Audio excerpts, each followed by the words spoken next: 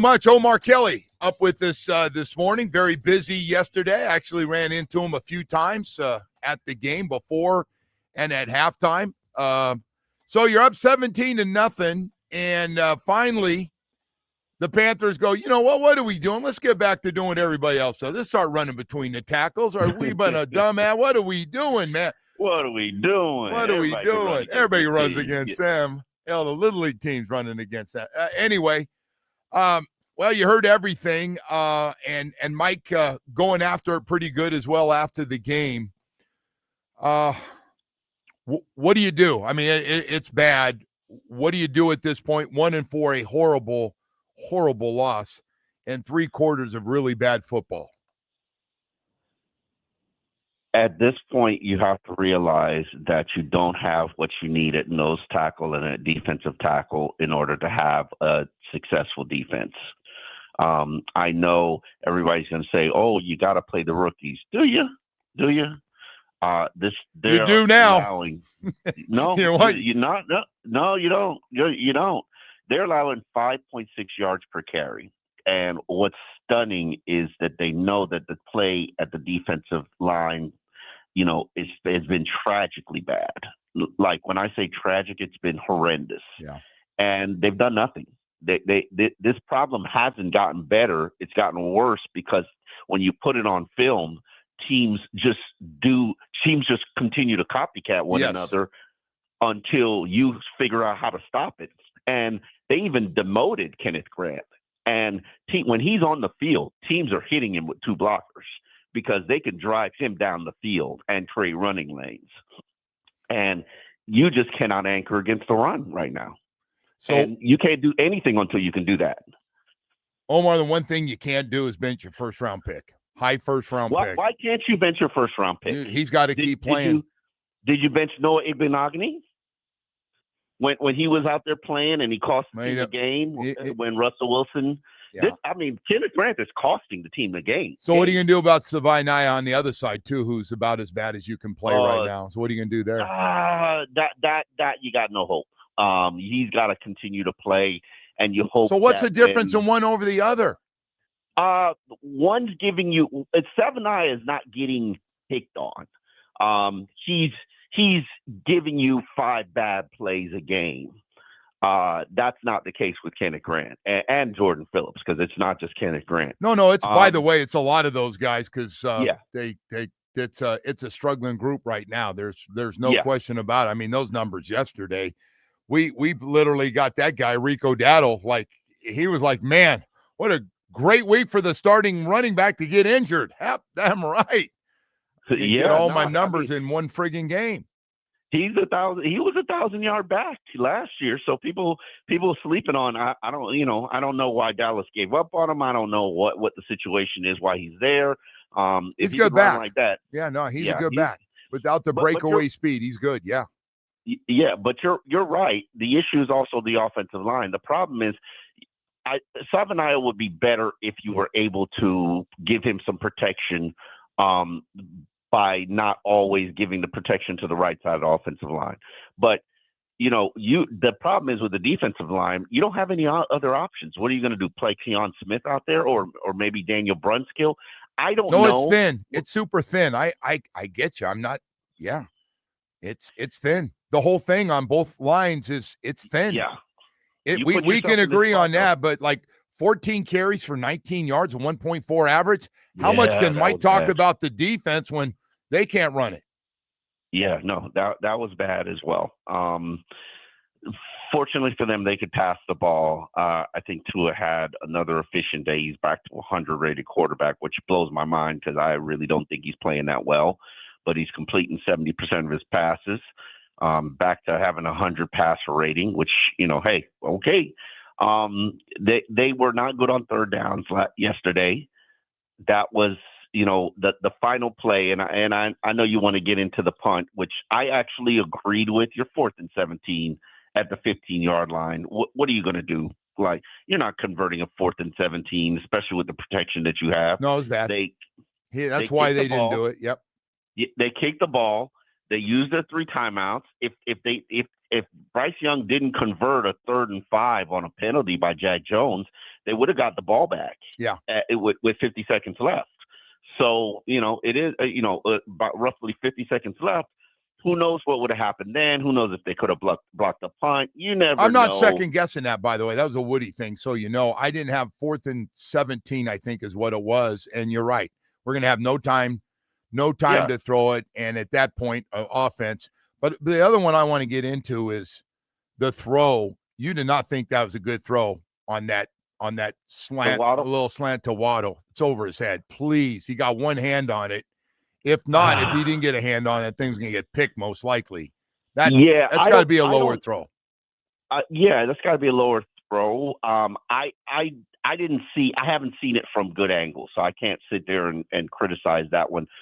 They miss passes. I mean, it's, I think I watched the rush. He had to step up or step back or something. It doesn't matter. Elite quarterbacks make those plays. But then the series before, he makes the touchdown pass to Jalen Waddle. Waddle made nice play, nice stutter and go, nice separation. It was It was beautiful. All the defense has to do is get a stop, and you should win the game. But can't. Didn't happen. Stop a nosebleed. No. Hey, I got to ask you, the comments after the game, Mike. Did you take it, Mike, going after Anthony Weaver pretty good on the schemes and stuff a little bit, not making adjustments, or did other people read into that differently? No, I think it's. I don't think it's on Anthony Weaver. Anthony Weaver's trying a lot of things. Mike knows. Mike doesn't do anything on defense. Let's be real about it. So Weaver's trying things. What is Mike going to go? Mike going to go coach the defense for a week? Like no. What do you want? What do you want to do? Like, just sit there and listen and try to figure out. I mean, this is a personnel issue. This is not a scheme issue. This is a personnel issue. By the way, I agree with the whole thing, because we thought it was thin, and now we're going, it's worse than thin. Yeah, no, it's I agree with you, Omar, and we've been talking, Woody and I've been talking about that this morning. So what's going to happen? I got 9,000 messages last night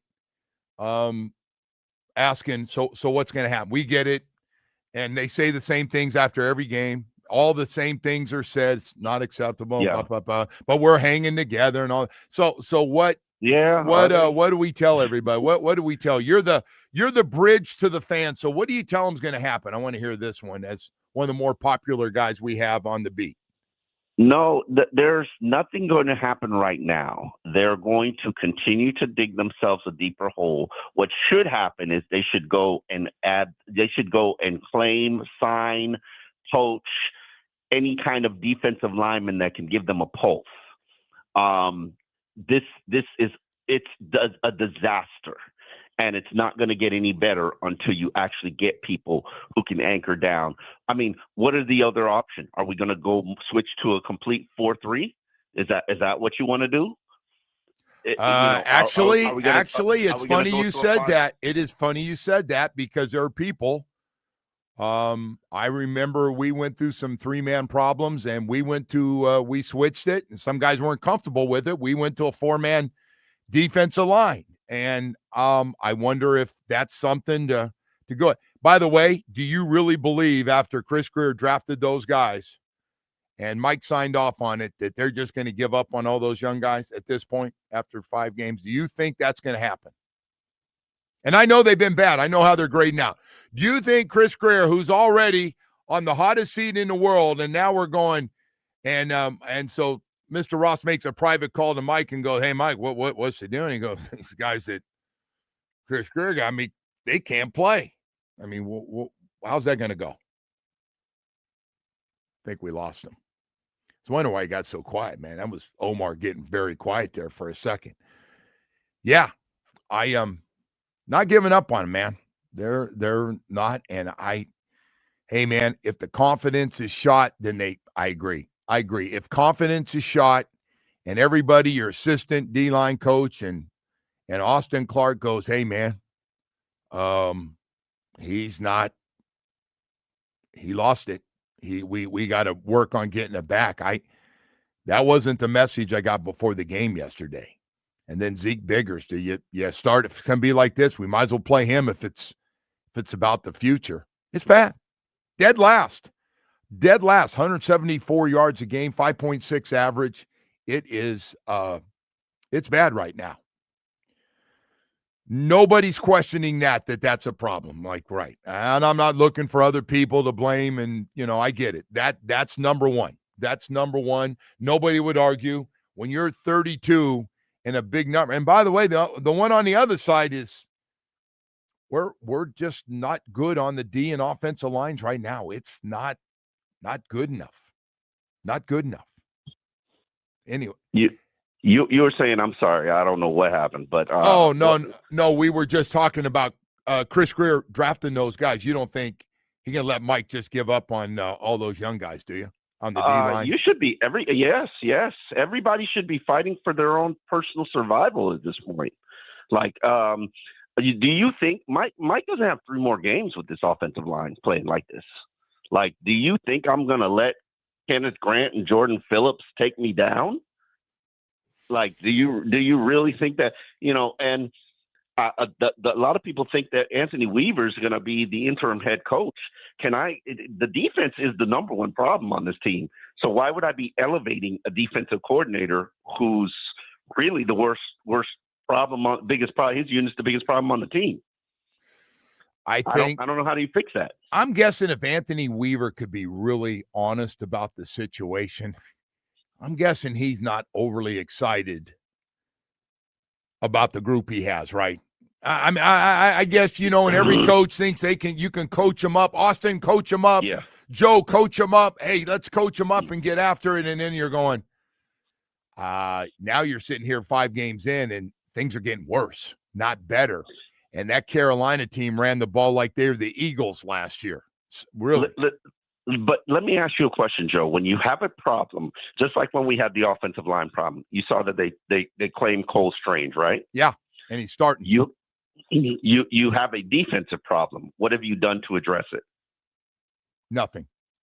And unless you make those drastic changes that we're talking about, which I don't think they're going to do, and that's put more big bodies on the defensive line. But I don't think they got to. They have.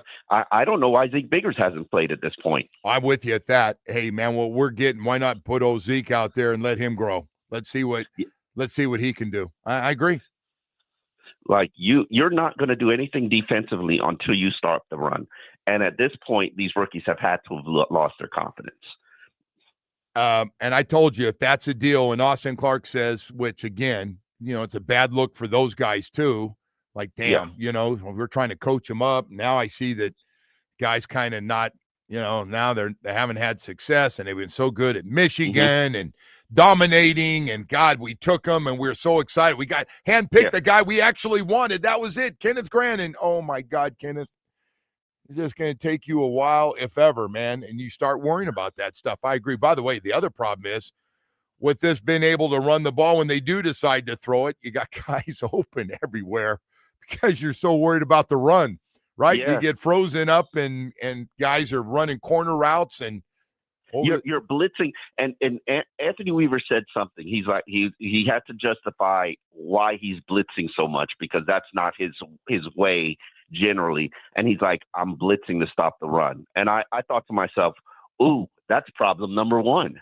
Yeah. You're blitzing to stop the run? Run blitzes, man. Called run blitzes. Guys hitting gaps where you're getting where your linemen are getting blown up. Yeah. Ooh, it's a recipe for disaster, Joe. No, hey man, it's bad everywhere. You worried about this thing getting a little shaky? I know Mike right away said, "No, we're together." I checked the room out. It's like, "Hey, we're all good, Mike." Mike is delusional at this point, unfortunately. I think we're at the severing point. A loss to the Chargers, and this thing is going to start unraveling real fast. Omar, you actually, I think, people at the top listen to what you say. What do you think? What do you think happens if this continues? The losing, different ways, but same problems. What happens? Where does Stephen Ross, who I know I think he truly likes Mike, and I know he loves Chris. So what happens going forward? Keep everybody or? I mean, everybody is going to get whacked eventually. The problem is, if you whack somebody during the season, does it fix any of the issues or problems that you have? Can it get any worse? Yeah, it can get worse. It actually can get worse. It very well can get worse. Terrell Dotson just, suffered a head injury. Head injuries are never good one way or the other. I don't think he's just going to magically pop up as a linebacker and play next week. So we'll get to see probably Willie Gay step up. I know KJ Britt played last week, and he's probably better against the run, but Willie Gay is going to get opportunity, and maybe KJ gets opportunity. But you asked if it could get worse. Joe, it can get worse. I promise you it can get worse. Do they try to run the ball against the Chargers? Do we try it? See, that's the thing. I don't know if teams just said, hey, no more Tyreek Hill. We ain't got to worry about that. Let's just contain Devon Achane. Let's just stop the run. And I noticed early in the game they were using Devon in a lot of those Tyreek Hill packages. Yep. Ali wasn't giving them anything from the run game standpoint. I don't know if this was scheme. I haven't looked at the film yet. I don't know if this was just a different approach, scheme related. Carolina said they didn't do anything extra or different. But, yeah, the recipe against Miami, take away the run, make them one-dimensional, and they should be easy to beat. I got so many things to talk about real quickly. How do you explain Darren Waller not catching the ball in the second half after the first half he had, including 2 right down the middle? You're going to tell me what took it away again? I want to hear this one because too deep, Joe, again. Yeah. Honestly, Joe, I think you just ran out of plays. Darren Waller, what has he got? 25, 26 plays in his arsenal right now? Do you think he has a whole playbook? Well, whatever it is, he's seen in his life, all the routes, he's run them all. There's got to be a way, as clearly becoming your second best receiver to me. Mm-hmm. Yeah, no doubt. That he gets shut out. And what kind of adjustment could they have made to shut out somebody that good? I'm surprised he's that good. That's one of the bright spots of this season. Yeah. However, I will remind you that he's practiced for all of 2 weeks on a limited basis. No, I got you. If it's limited snap count, I get that. Hey, real quickly too. I think Mike ran out of plays for Darren Waller. Okay. I really think they utilized us about as much as they got. Okay, and then Jalen Wright not active for that game. What's going on there? It wasn't too many months ago that they were pumped about him during minicamp. What happened? He suffered a knee injury. I don't think he's all the way back. Okay. And to be honest with you, Ollie Gordon is better at this point. Now, why would you go into a game with only 2 running backs? Maybe that's a special teams issue. Either that or they just knew they're going to throw the hell out of it and not run much because that's what they did. Hey, thank you, Omar. Appreciate it, man. Thanks for coming on. All right, guys. All right. Omar Kelly joining us this morning. Hey, I want to